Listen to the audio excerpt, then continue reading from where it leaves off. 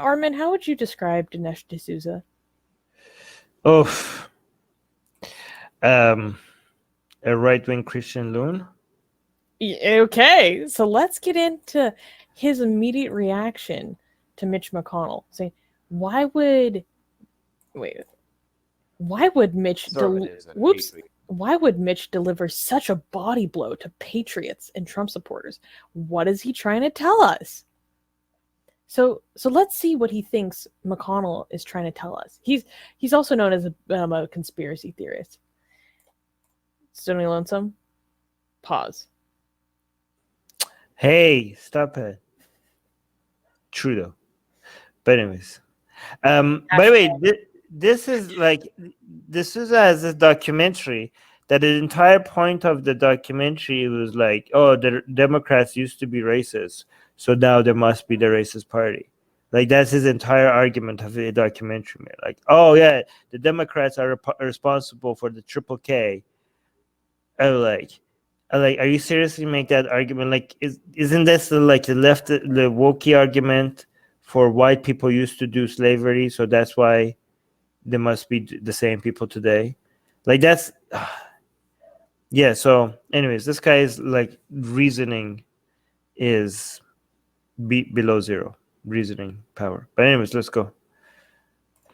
Are a little stunned at Mitch McConnell's not merely acknowledgement of the Electoral College, but congratulations for President-elect Biden. Congratulations for the first woman Vice President Kamala Harris. So today I want to congratulate President-elect Joe Biden.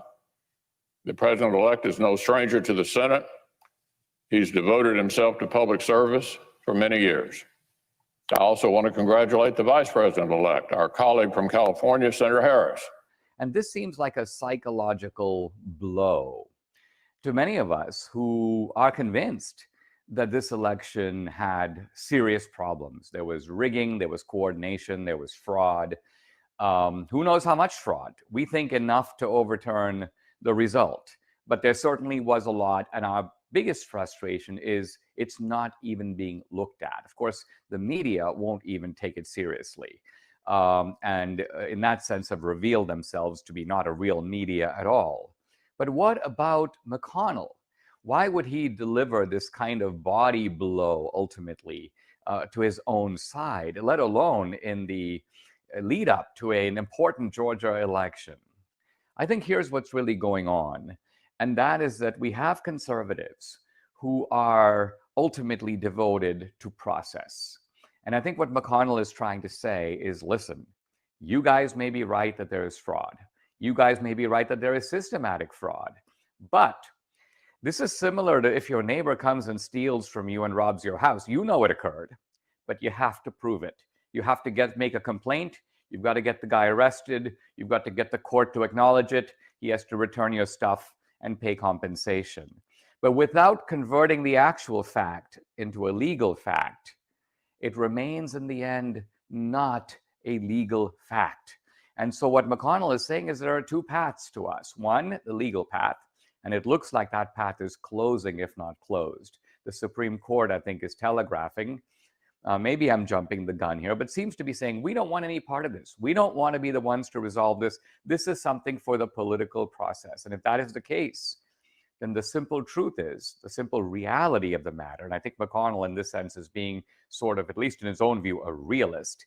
He's saying there's only the political process. There's the state legislatures and there's the Congress. So if you can't do it the Supreme Court way, you have to do it that way.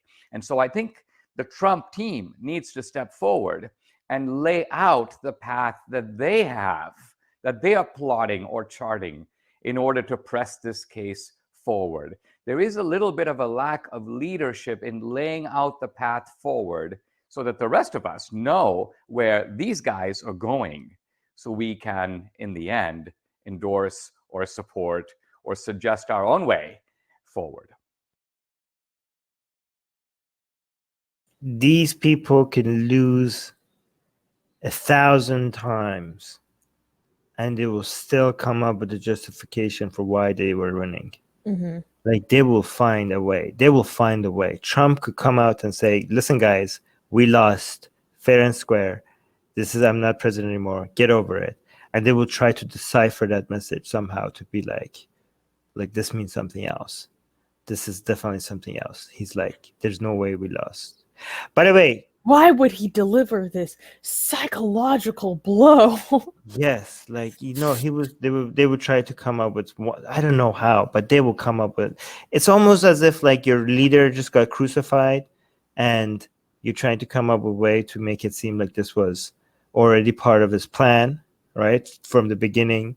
Or the same way that your leader takes 72 people and goes into a war to reclaim the caliphate, and he gets crushed by the opposition, and you have to come up with a way to justify that this was always the plan from the beginning.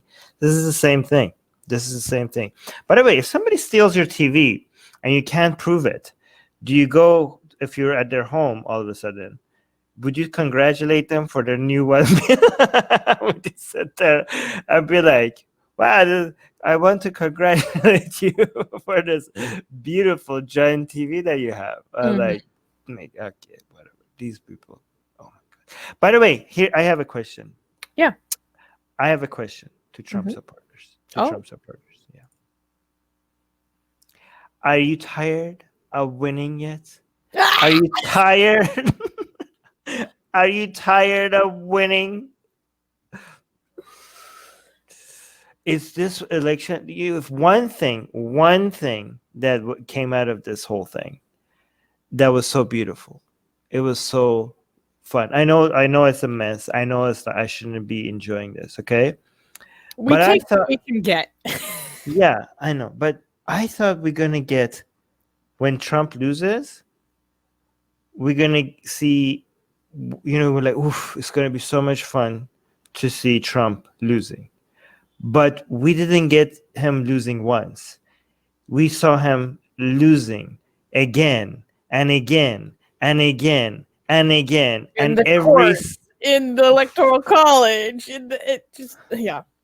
Every single one of them was more glorious than the one before it. And the desperation, the coping, it was so beautiful. So thank you. I mean, I really do appreciate that, because re-experiencing Trump and his supporters losing over and over again was like, I don't know, it was just so much fun. I thought we just continue into early January. Yeah. Oh, we got a super chat. Oh yeah. And it's a compliment. Super chat, Maggie. And it's a compliment for Armin. Yes. For the $5. Good joke about the TV being stolen, Armin. LOL. And also subscribe to our newsletter, because if we get removed from all these platforms, at least we could reach out to you. And guys, by the way, if you subscribe to our newsletter, you get a free copy of where's your copy, Susanna? Get it. We're doing promotion. You get a free, it's not even promotion, it's free. Okay, so if you subscribe to our newsletter, link in the description, you get a free copy of Why There's No God.